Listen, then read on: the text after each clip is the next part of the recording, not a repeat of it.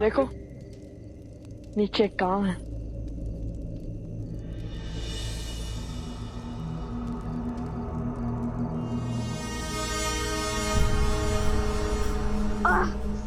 भैया किसी घोड़े ने जिद का आभास है यहाँ। मन बहुत घबरा रहा है।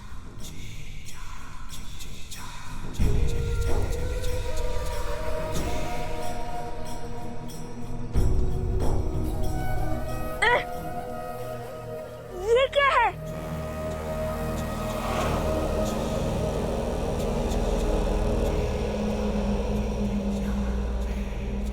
क्या अनर्थ हुआ है यहाँ पे?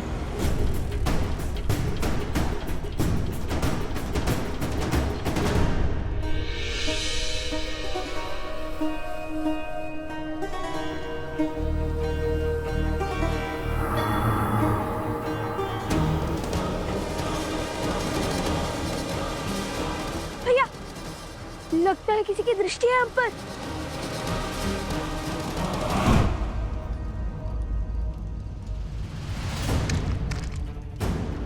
भैया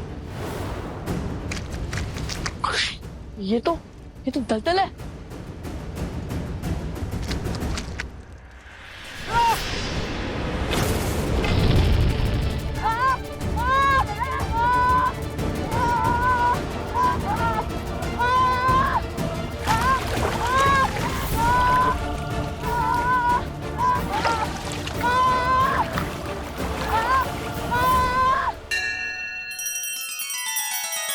श्री रामचंद्र कृपालु भजु मन हरण भव भय दारुणम नव कंज लोचन कंज मुख कर कंज पद कंजारुणम।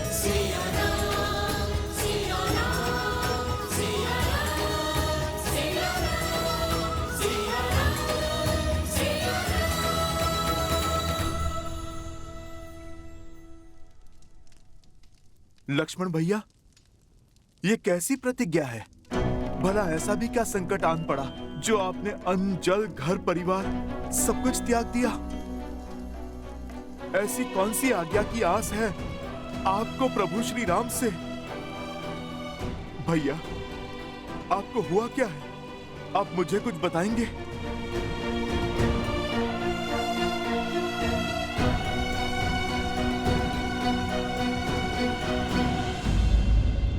लक्ष्मण भैया, मैं इस अयोध्या में केवल प्रभु श्री राम का सेवक ही नहीं, अपितु संपूर्ण रघुकुल का सेवक हूँ। लक्ष्मण भैया, मित्र नहीं तो सेवक समझकर ही अपनी व्यथा बता दीजिए। हनुमान जी, आप ही के कारण तो ये लक्ष्मण युद्ध भूमि में मृत्यु के मुख से पुनः जीवन को प्राप्त कर पाया था। स्वयं को मेरा सेवक कहकर मुझे पाप का भागी मत बनाइए। आपका स्थान तो इस रघुकुल में मुझसे 100 गुना ऊंचा है। प्रभु श्री राम जिस रूप में आपको मिले हमें कभी न मिल पाए। कितने अभागे हैं आप। मैं अपनी व्यथा से आपको चिंतित नहीं करना चाहता, केवल इतना कहूंगा कि इस समय भैया को आपकी अत्यंत आवश्यकता है। ऐसा क्या हुआ लक्ष्मण भैया जो बात आपको कचोट रही है, मेरे प्रभु को पीड़ा दे रही है? उसके विचार मात्र से मैं चिंतित हो उठा हूं भैया। अब शेष है तो केवल इस समस्या का हल, इस संकट का निवारण। क्या इस समस्या का निवारण ढूंढ पाएंगे आप? लक्ष्मण भैया, राम काज करने के लिए तो मैं कुछ भी कर सकता हूँ। असंभव से असंभव संकट हल किए हैं मैंने, आप तो सब जानते हैं लक्ष्मण भैया।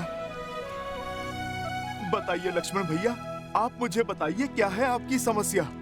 भैया से कोई भेंट करने आया था हनुमान जी, जिसके पास भाभी माँ की मुद्रिका थी।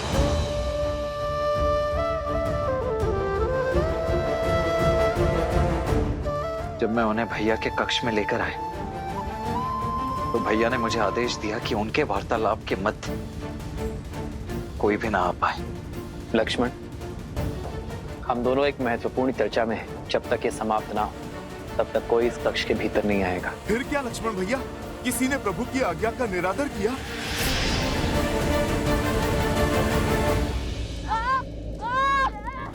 शांत, कुछ पूर्णतः शांत हो जाओ।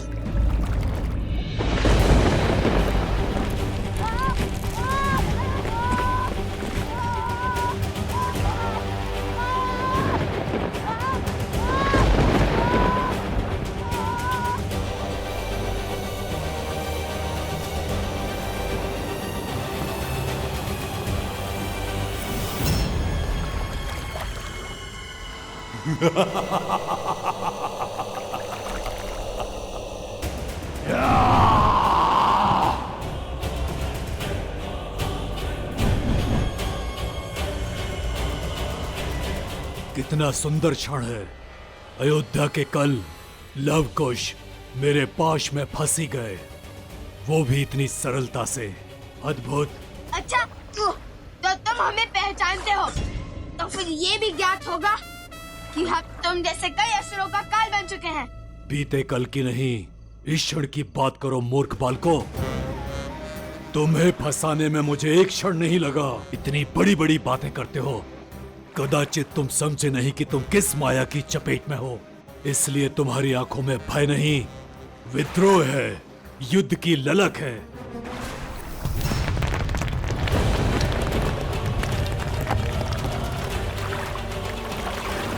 अब मेरे अतिरिक्त तुम्हें इस दलदल से कोई नहीं निकाल सकता, कोई नहीं। कौन तो ना परिचय दो। क्यों नहीं? मृत्यु को प्राप्त होने वाले की अंतिम इच्छा अवश्य संपूर्ण होगी, ताकि तुम्हारी आंखों में भय के बादल देख पाऊं मैं चंद्रबाहु पुत्र अष्टबाहु हूं।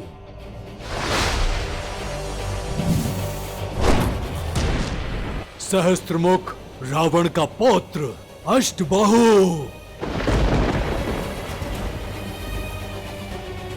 मेरे कुल, मेरे परिवार के विनाश का प्रतिशोध है ये कि तुम यहां तड़प तड़प कर मरोगे और तुम्हारे पिता राम तुम्हारे वियोग की पीड़ा में वहां मृत्यु को प्राप्त होगा।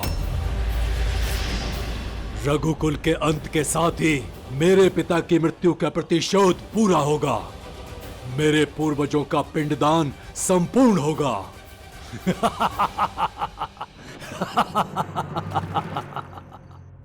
क्या लक्ष्मण भैया, आपके प्रवेश करते ही वो कक्ष से लुप्त हो गए? लक्ष्मण भैया, आपने उन्हें पहचाना नहीं? पहले कभी देखा नहीं?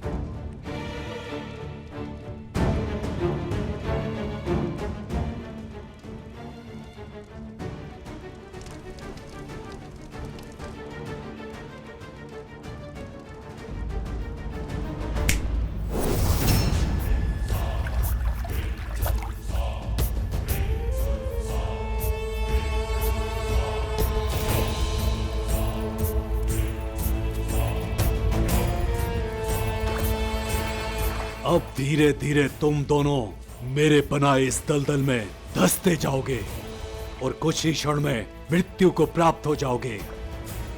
मैं तुम्हारे अंत का आनंद लूंगा। सोचा नहीं था कि कोई राक्षस इतना कायर निकलेगा। सनन की प्रजाति का अपमान किया है तुमने। युद्ध से बचने के लिए दलदल का सहारा ले लिया। सत्य सत्कुश, इस कार्य के लिए तो हमारे धनुष के टंकार ही बहुत है। अच्छा, तो तुम्हें लगता है तुम मुझे अष्टबाहु को युद्ध में हरा पाओगे? अवश्य, इसमें तो कोई संशय ही नहीं है। आवश्यकता से अधिक आत्मविश्वास मृत्यु का कारक होता है मूर्खों। यदि इतना ही सामर्थ्य है तो इस दलदल से निकल कर बताओ। यदि निकल पाए तो युद्ध का अवसर अवश्य दूंगा तुम्हें।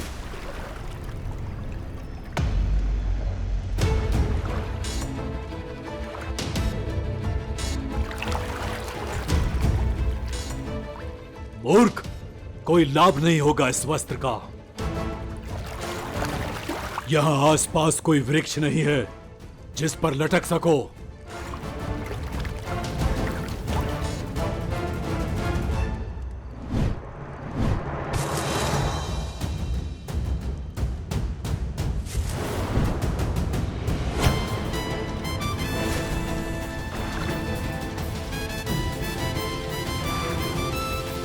आगे जो हुआ मैं ज्ञात कर लूंगा, किंतु लक्ष्मण भैया, आप मुझे अपनी प्रतिज्ञा का कारण बताइए। क्यों आपने ये भीषण वचन लिया और मैं अब कैसे इसका निवारण करूं? अयोध्यापति का आदेश था कि जो भी उस वार्तालाप के मध्य में आएगा वो मृत्यु को प्राप्त होगा।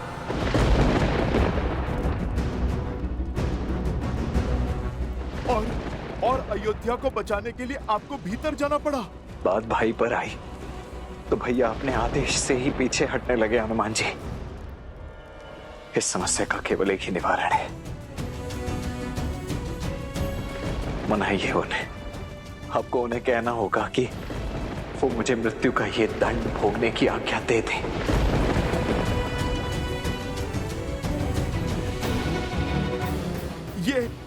ये क्या कह रहे हैं आप लक्ष्मण भैया? आपके बिना अयोध्या और अयोध्यापति दोनों अपूर्ण हैं। मैं भला प्रभु को कैसे मनाऊं कि आपको मृत्यु दंड? नहीं नहीं भैया, ये सब असंभव है।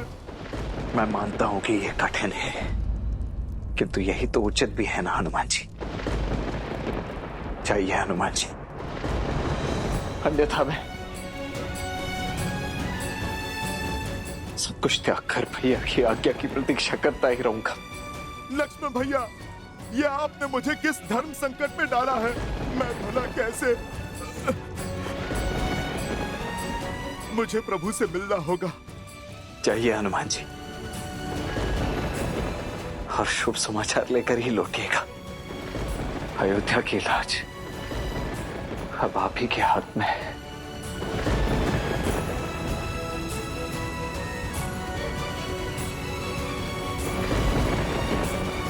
देखा अष्टबाहु, सियाराम के पुत्र लव कुश है असंभव को संभव कर देते हैं।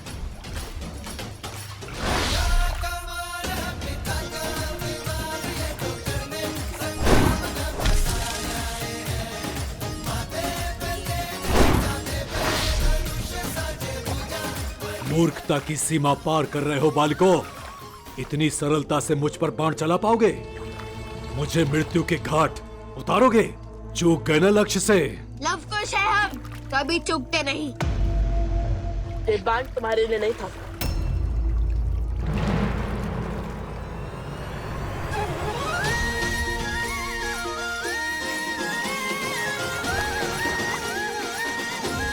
कृष्ण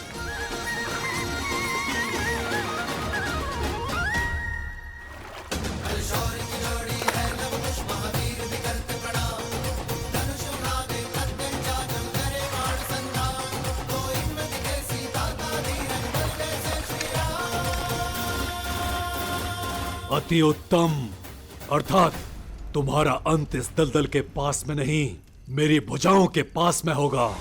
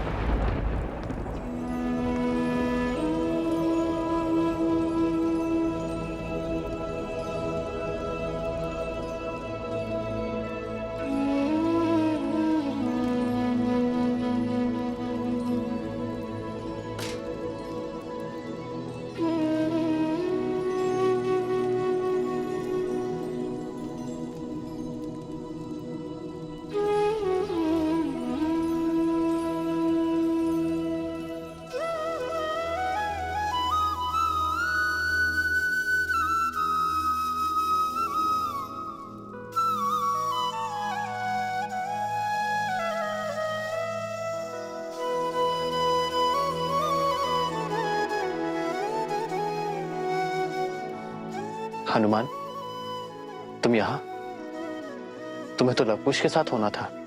प्रभु, होना तो वही था, पर मैंने आपसे कहा था ना, यदि आपको मेरी आवश्यकता होगी तो मैं स्वयं पहुंच जाऊंगा। रुक क्यों गए हनुमान? आओ।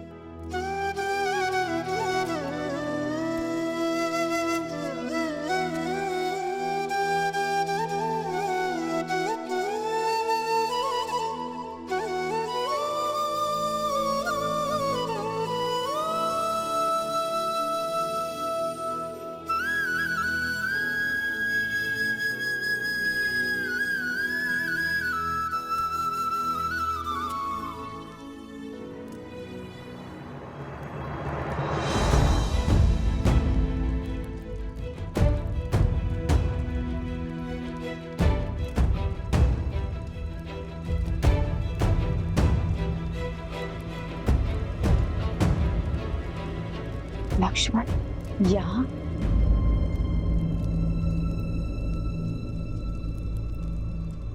लक्ष्मण,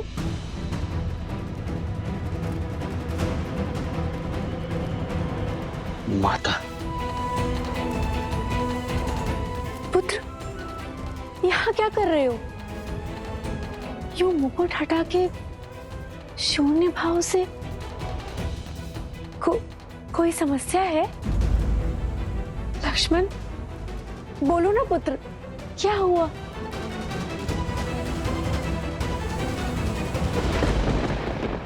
ऐसा क्या कारण था हनुमान कि लौट आए? प्रभु, आपका काज बीच में छोड़कर मैं आना तो नहीं चाहता था, किंतु मुझे कुश के स्वप्न ने विचलित कर दिया प्रभु। उन्हें अयोध्या की और प्रभु आपकी चिंता सता रही थी, और यदि संकट मेरे प्रभु श्री राम पर है तो ये भक्त हर काज छोड़ने के लिए सज है प्रभु। प्रभु, मैंने कभी आपसे कोई प्रश्न नहीं किया, कभी भी आपके किसी भी निर्णय पर मैंने संदेह नहीं किया, किंतु प्रभु, क्या आज मुझे आपसे एक प्रश्न पूछने की आज्ञा है? आज तो राम के भाग्य खुल गए कि मेरा प्रिय हनुमान मुझसे प्रश्न पूछने के लिए आतुर है। अवश्य पूछो हनुमान। मेरे प्रभु, जिनके हर कर्म के पीछे उद्देश्य है, वो बिना कारण इतना घोर निर्णय कदापि नहीं कर सकते। केवल कक्ष में पग रखने के लिए किसी को मृत्यु दंड तो नहीं दे सकते।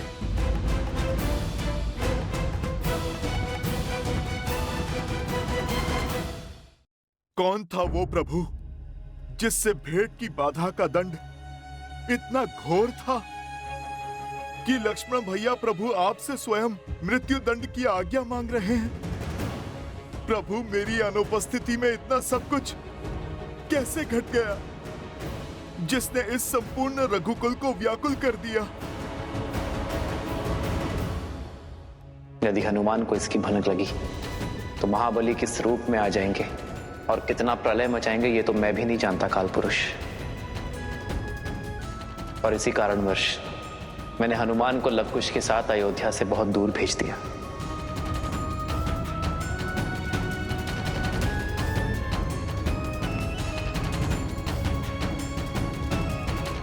यदि मैं इस प्रश्न का उत्तर ना दे सकूं तो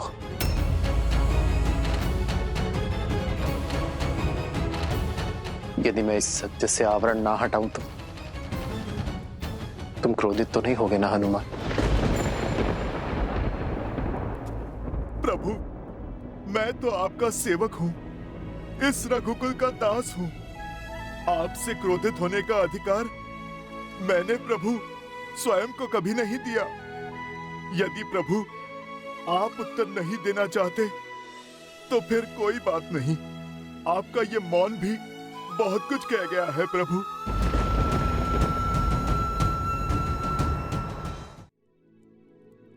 बड़े मीठे शब्द चुनते हो हनुमान। समस्या का निवारण केवल बल से ही नहीं, बुद्धि से भी करने में सक्षम हो तुम। आशा करता हूं कि वचन की उन बेड़ियों से भी परिचित हो जिनसे ऊपर मैं भी नहीं हूं। मैं समझता हूं प्रभु, सब समझता हूं।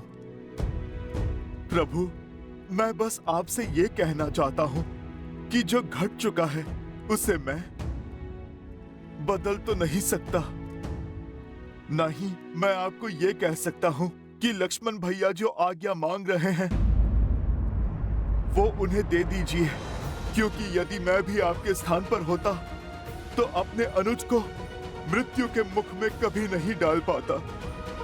किंतु प्रभु, मेरे यहाँ ना रहने पर जिस नियति ने अपना चक्र इतने घोर रूप से चलाया है कि आज बात मेरे लक्ष्मण भैया के जीवन पर आ गई।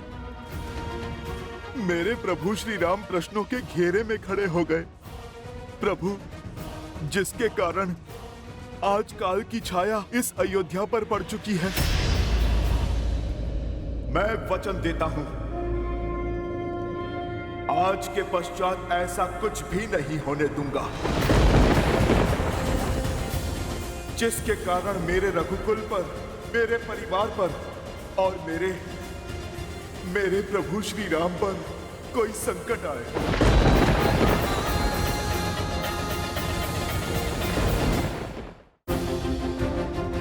प्रभु, जब तक मैं लवकुश की यात्रा पूर्ण करवाकर पुनः न लौट आऊं, तब तक मेरे ये प्रतिबिंब 8 पहर अयोध्या की चारों दिशाओं में पहरा देंगे।